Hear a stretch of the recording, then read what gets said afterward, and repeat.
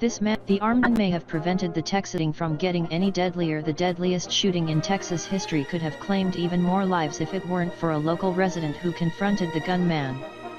The resident, whose name has not yet been released, exchanged gunfire with the shooter before the gunman sped away in a pearl-colored Ford Explorer.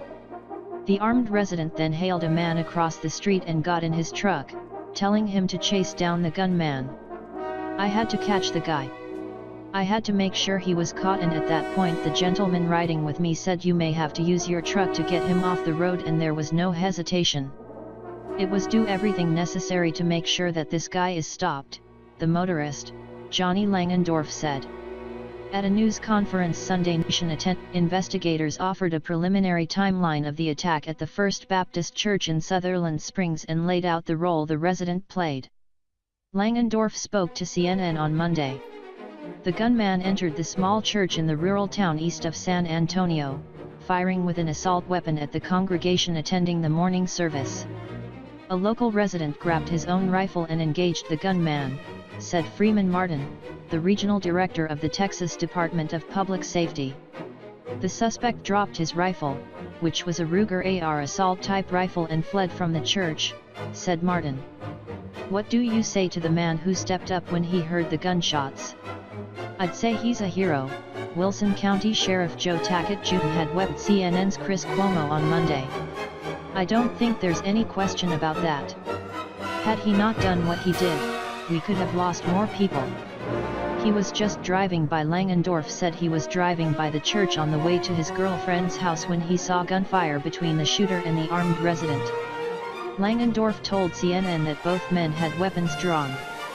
There was exchange of gunfire. It lasted just a few seconds, and the shooter got in his vehicle and took off, he said. The armed resident opened Langendorf's door, said the gunman shot up the church and urged the driver to step on it. "We got to chase him," the man said, according to Langendorf. He said he answered, "Let's."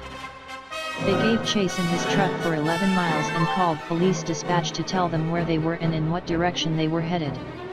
The chase was 10 to 12 minutes long. The vehicle was in sight and I was picking up, getting closer and closer to it. We hit about 95 mph, trying to catch this guy until he eventually lost control on his own and went off into the ditch, Langendorf told CNN affiliate KSAT. "The gentleman that was with me got out and rested his rifle on my hood and kept it aimed at him, the shooter, telling him to get out. There was no movement, there was none of that. I just know his brake lights were going on and off, so he might have been unconscious from the crash or something like that. Broached this, not sure." Langendorf felt the suspect, who crashed his vehicle near the county line, just gave up.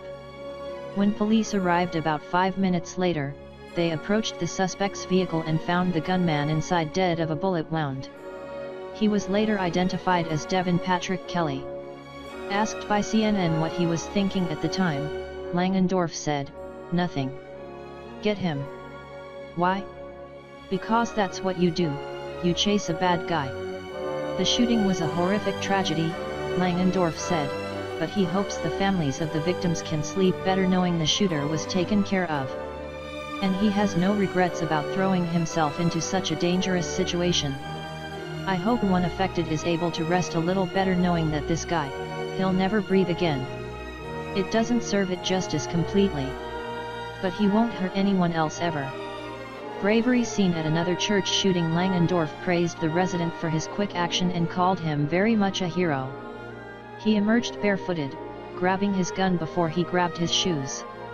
"He did absolutely the right thing, which was try to take him down at the scene," he said. The shooting at the church claimed 26 lives. Investigators are continuing in their efforts as they put all the pieces of a very complex puzzle together to try to provide their community all the answers they need and deserve, Texas Governor Greg Abbott said. Read, Trump says Texas shooting result of mental health problem. It's the deadliest mass shooting in Texas history and the 5th deadliest in modern U.S. history. The Sutherland Springs residents' actions echoed another man's act of bravery during a different church shooting earlier this year in Antioch, Tennessee. As the service at the Burnett Chapel Church of Christ was ending on September 24, a gunman whom police identified as 25-year-old Emmanuel Kidga Sampson entered the church with a pair of pistols and started firing.